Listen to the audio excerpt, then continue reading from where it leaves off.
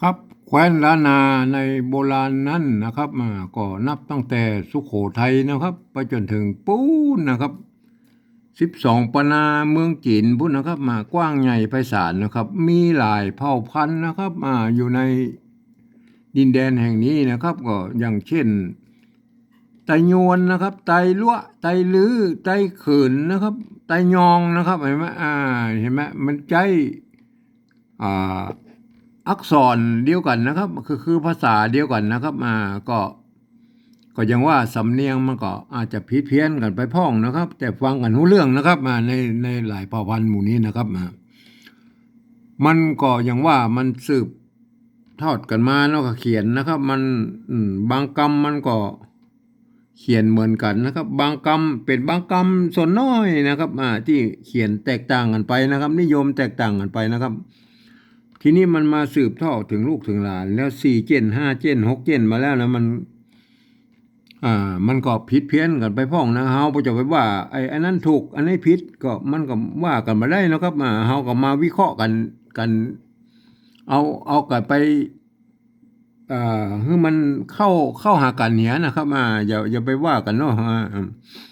ทีนี้วันนี้ผมจะมาวิเคราะห์คำว่าสวกนะครับสวกเนี่ยนะหมายว่าอันเอา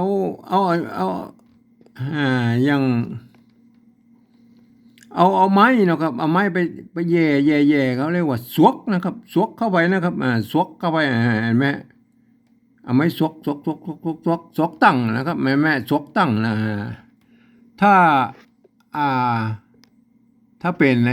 สวกนี่มันถ้าเป็นไตโยนเชียงใหม่มันเสียงจัตวานะครับ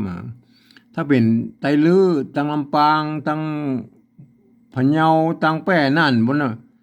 เปิ้นจะขึ้นเสียงไปถึงกับสวก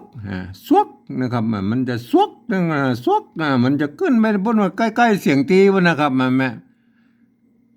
มันก็เอ่อมันก็ฟังหูเรื่องอยู่นะครับสวกกับสวกมันก็อันเดียวกันนะครับทีนี้เฮามาอู้ถึงการเขียนนะครับการเขียนลักการเขียนนะครับลักการเขียนคำว่าสวกนะมันเฮาอู้ตามสำเนียงไตยวนเชียงใหม่เลยนะครับมันออกเสียงจัตวานะครับจัตวานะครับสวกนะมันเกิดมาจากอย่างนะครับมันเกิดจากไม่กลัวนะครับเห็นไหมอันดับแรกเลยมันจากเกิดจะไม่กลัวก่อนนะครับมาสวกเนี่ยเห็นไหมไม่กลัวนะครับเนี่ยสัวนะครับสัวนะครับสัวนะใส่ไม่กลัวนะครับใส่ไม่ตัวกะไปนะครับมันออกเสียงเอกนะครับเห็นไหมสวกนะครับสวกเนี่ยสวกนะครับสวกนะครับใส่ตัวดะไปแล้วนะครับสะกดด้วยตัวดะแล้วครับสวดนะครับสวดนะครับสะกดด้วยตัวบะนะครับสวบนะครับแม่สวบนะครับสวบเห็นไหมสวบนะครับสะกดด้วยวันนี้เราจะถึงคำว่าสวกนะครับสวกนะครับเห็นไหมสวกนะครับเห็นไหมตามหลักการของอันนี้มันสวกแล้วนะครับสวกแล้วนะครับตามหลักการของภาษาละนาแล้วเนี่ยเปิ้นว่าไม่กลัวเนี่ยถ้ามีตัวสะกดแล้วเปิ้นบอกว่าให้ตัดไม้กงออกเหียนะครับก็เอาตัดออกไปนะครับอันนี้อ่านว่าสวกนะครับเสียงเอกนะครับสวกนะครับทีนี้อันนี้มันสวกนี่หมายมันความหมายว่าไอ้ภาษาไทยเป็นว่าดุนะครับดุดันนะครับสวกนะครับอันนี้มันสวกนะฮะทีนี้มันสวกนั่นนะมันคล้ายๆเอาไม้ไปแย่ไปตั้งหูนั่นนะมันเปิ้นเฮาว่าสวกนะครับสวกไปสวกมาอันนั้นมันสวกนะครับเนี่ยจะให้มันเป็นสวกได้เลยนะครับอันนี้มันสวกนะครับแต่ถ้าเฮาอู้ถึงการเขียนภาษาละนาต่างเบื้องต้นแล้วถ้าเปิ้นบ่มีไม่เยาะไม่ซัดนะครับเฮาก็มาว่ากันนะครับตัวนี้มันจะเป็นสวกก็ได้นะครับเพราะว่ามันมีไม่เยาะไม่ซัดนะครับ คือว่าไปอ่านไปตามบริบทนะครับมันเหมือนภาษาอังกฤษนะครับคือว่ามันจะสมัยนั้นมันก็จะเป็นอย่างนั้นนะมันมีไม่ย่อไม่ซัดนะครับอ่านไปตามบริบทนะครับบเดียวนี้มันมีไม่ย่อไม่ซัดนะครับมีไม่ย่อไม่ซัดเราก็ต้องอ่านกันเป็นหลักการเลยนะครับเห็นไหมอันนี้เมื่อมีไม่ย่อไม่ซัดแล้วก็อ่ามันต้องออกด้วยเสียงเอกนะครับเห็นไหมสวกนะครับเห็นไหมทีนี้เฮาอย่างนี้มันสวกได้เลยครับมันจากไม้กลัวแล้วนะมันก็สวกเลยก็ใส่ไม้ซัดนะครับไม้ซัดนี่มันเป็นไม้วิเศษนะครับไม้วิเศษนะครับเห็นไหมจะทำเป็นไม้หันอากาศก็ได้นะครับไม้กักก็ได้นะครับเห็นไหมไม้กักก็ยังได้นะครับหรือว่าไม้ใจคู่ก็ยังได้นะครับมันไม้ขอจ้างยังได้นะครับเปลี่ยนเป็นไม้ขอจ้างยังได้นะมันแน่ขนาดนะไม้ซัดเนี่ยนะครับเฮาใส่ไม้ใจคู่ไปให้มันแตนไปเป็นไม้เนี่ยไม้ซัดเนี่ยไปเป็นไม้ใจคู่นะครับให้มันออกเป็นเห็นไหมเมื่อใส่ไม้ใจคู่ไปแล้วเสียงมันก็จะเปลี่ยนไปนะครับเสียงมันจะเปลี่ยนไปจังเหมือนแป้น่านลำปางนะว่าสวกนะมันจะขึ้นไว้นะครับ มันจะขึ้นเลยนะครับสวกมันจะขึ้นไปเป็นก็เกือบเสียงตีว่านะครับสวกนะครับแต่เชียงใหม่นั่นน่ะเชียงใหม่ไตยวนเพิ่นออกเสียงจัตวานะครับสวกนะครับสวกนะครับแม่อันนี้แล้วนะครับไม้กลัวนะครับเฮาเริ่มมาจากไม้กลัวนะครับทีนี้เฮามาอู้ถึงไม้กลัวแล้วครับไม้กวาดนะครับไม้กวาดกับอย่างนี้นะครับ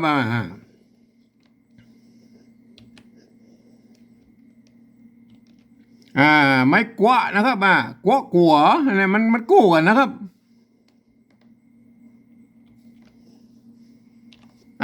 ไม้กวาดนะครับไม้กวาดสัวนะครับไม่เนี่ยสัวนะครับ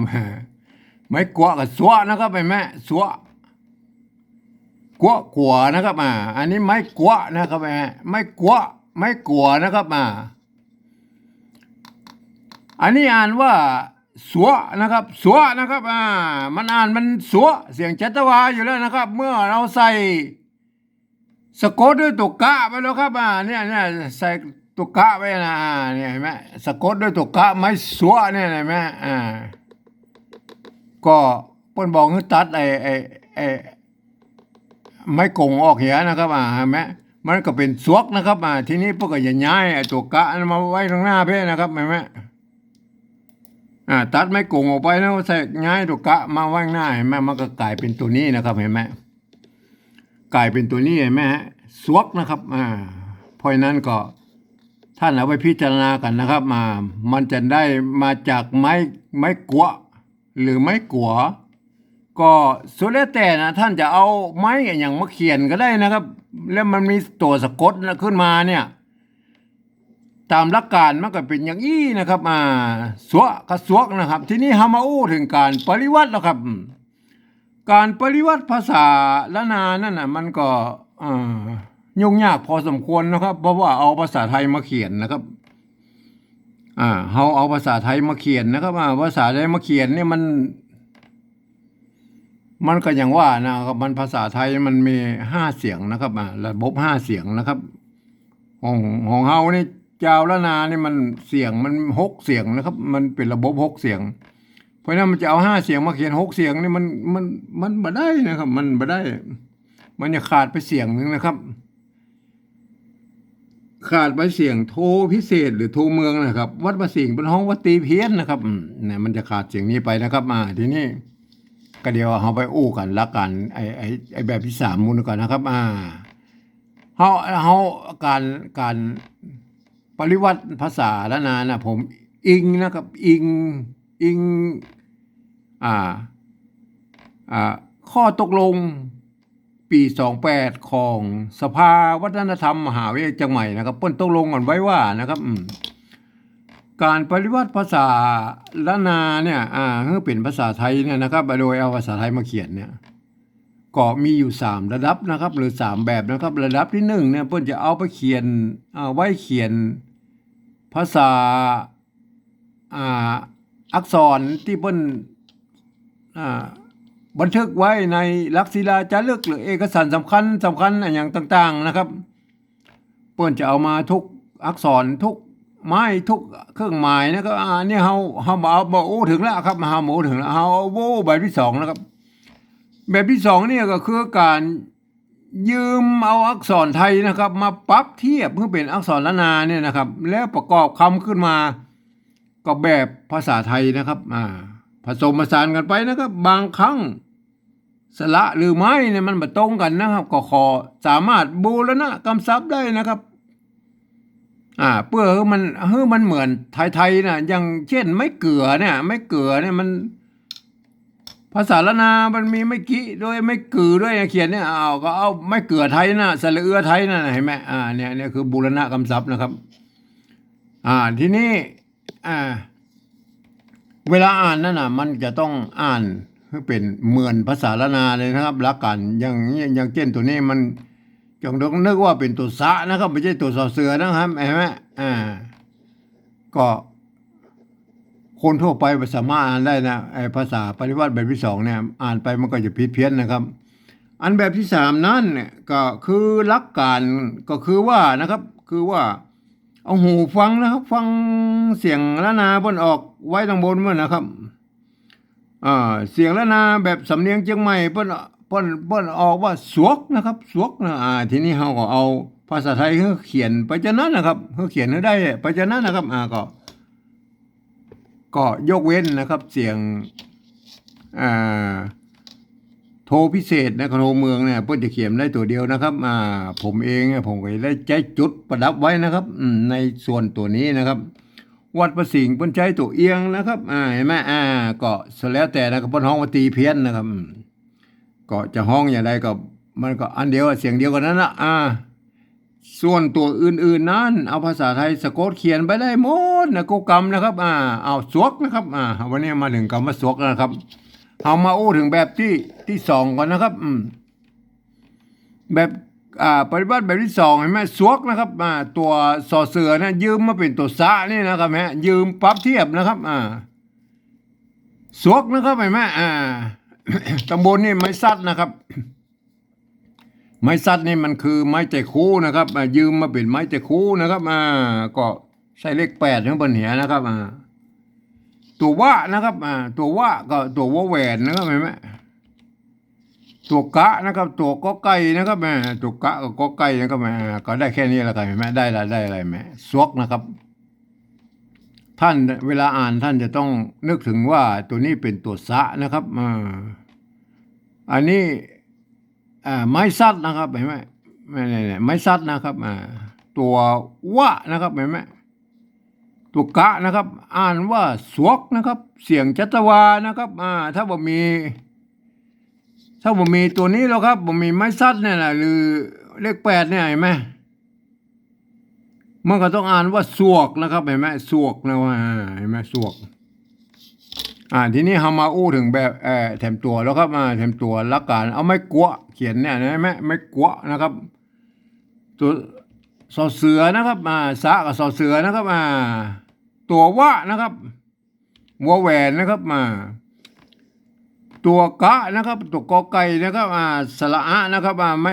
เห็นไหมไม้กะนะครับเห็นไหมเนี่ยก็อ่านว่าตามให้นึกถึงว่ามันเป็นภาษาคนอื่นมันสามารถที่มาอ่านได้นะครับที่มันบ่ใจคนเมืองนะครับคนที่เป็นเรียนภาษาล้านนามานะครับมันจะอ่านว่าสวกะมันก็อ่านไว้เป็นอย่างนั้นนะครับเราต้องนึกเสียว่าตัวนี้เป็นตัวสะตัววะนะครับตัวกะตัวไม้สระอะนะไม่กะนะครับเห็นไหมอ่านว่าสวกนะครับสวกนะครับเห็นไหมเหมือนกันนะครับ2ตัวเนี่ยจะอ่านอย่างไรก็เหมือนกันนะแต่มันเขียนต่างกันมาได้นะครับที่มาคือมันมาอันนี้ไม้กัวนะครับไม้กัวอันนี้มันมาจากไม้กัวนะครับเห็นไม้กัวกับไม้กัวนะครับเห็นไหมทีนี้เรามาอู้ถึงแบบที่3แล้วครับแบบที่3นี่มันเหมือนแบบที่2ละ หลักการมันบ่เหมือนกันละคนละหลักการนะครับแบบที่สามนั่นคือเปิ้นบอกว่า เอาหูฟังนะภาษาเอ่อภาษาละนาตำบลเปิ้นว่าจะได้นะครับก็เอาภาษาไทยเขียนไปจะนั้นนะครับแม่สวกนะครับสวกเฮาจะคือมันเขียนคือมันสวกได้เลยครับเขาเอาภาษาไทยสะกดไปเลยนะครับเฮามาต้องไปสนอันนี้คนไทยเพิ่นอ่านไว้ได้เนี่ยเพิ่นอ่านว่าสวกนะครับสวกเหมือนกันนะครับสวกนะครับสวกเห็นไหมถึงมันเป็นสวกได้เลยครับก็ใส่ไม้จัตวาเพิ่นเนี่ยก็นั่นไงเห็นไหมสวกมันจะเป็นยากกันยังนะครับเนี่ยสวกนะครับสวกแล้วก็อันนี้คนไทยเพิ่นอ่านไว้เนี่ยเพิ่นก็อ่านว่าสวกเหมือนกันนะครับสวกนะครับเห็นไหมสวกนะครับแถมตัวเราตั้งตัวหลังนี่ก็ตัวหลังเฮาได้ยินว่าสวกนะครับเฮาได้ยินว่าสวกนะครับอันนี้มันสวกเห็นไหมก็ใส่ไม้จัตวาเพิ่นเนี่ยก็เห็นไหมสวกนะเฮาบ่สนแล้วมันมาจากอย่างใดนะครับเฮาสนก็เสียงมันนะครับเสียงเปิ้นมาว่าสวกนะครับเห็นไหมเสียงภาษาละนาทางบนเปิ้นว่าสวกนะครับเฮาก็เขียนเอาภาษาไทยเขียนไปอย่างนั้นนะครับเห็นไหมสวกอันนี้ก็สวกนะเห็นไหมสวกเห็นไหมสวกได้แล้วนะอันแบบที่สองเหรออันแบบที่สองนี่มันต้องคนที่เรียนรู้ภาษาละนามานะครับถึงจะอ่านได้นะครับต้องนึกถึงว่าไอ้ตัวนี้เป็นอักขระละนานะครับตัวสะนะตัววะตัวกะนะครับไม้ไต่คู่นี่คือไม้สัตว์นะครับเห็นไหมอ่านว่าสวกนะครับอ่านว่าสวกนะครับตัวนี้ตัวสะตัววะตัวกะนะครับแล้วก็ไม้กะนะครับเห็นไหมไม้กะเนี่ยตัวนี้มันก็มาจากไม้กัวนะครับไม้กัวนะครับอันนี้ไม้กัวอันนี้ไม้กัวนะครับเห็นไหมอ่านว่าสวกเหมือนกันใช่ไหมอ่านมาสวกเหมือนกันใช่ไหมตังบนภาษาละนานั้นมันก็มันมีปัญหาอย่างแล้วนะครับเพราะว่าผมได้อธิบายหลักการของการพันของภาษาละนาไปเรียบร้อยแล้วว่ามันพันได้อย่างอี้นะครับพันได้อี้นะครับไม้กัวนะครับเห็นไหมไม้กัวนะครับมาตัวนี้มันเริ่มมาจากไม้กัวนะครับเห็นไหมใส่ไม้ซัดเข้าไปนะมันก็ออกเสียงชัตวานะครับสวกนะครับเห็นไหมอันนี้มันมาจากไม้กัวนะครับมันบ่ต้องไปอย่างแล้วบ่ต้องเปลี่ยนแปลงแล้วไม้กัวนะครับมันไม้กัวมันเสียงชัตวาอยู่แล้วนะครับไม้กัวนะครับเมื่อสะกดด้วยตัวกะมันก็สวกนะครับมันสวกับสวกเลยนะครับสวกเลยนะครับเพราะว่าตัดออกไม่กงออกเหียนะครับเพราะว่าป้นว่ามีตัวสะกดแล้วตัดไม่กงออกเหียมันก็เป็นสวกนะครับเห็นไหมนะครับใครสงสัยยังก็ถามมาได้นะครับข้ออันนี้ที่ผมบรรยายถึงหลักการนะครับหลักการที่ควรจะเป็นนะครับคือเป็นอย่างไรเป็นได้ในภาษาละนานะครับเห็นไหม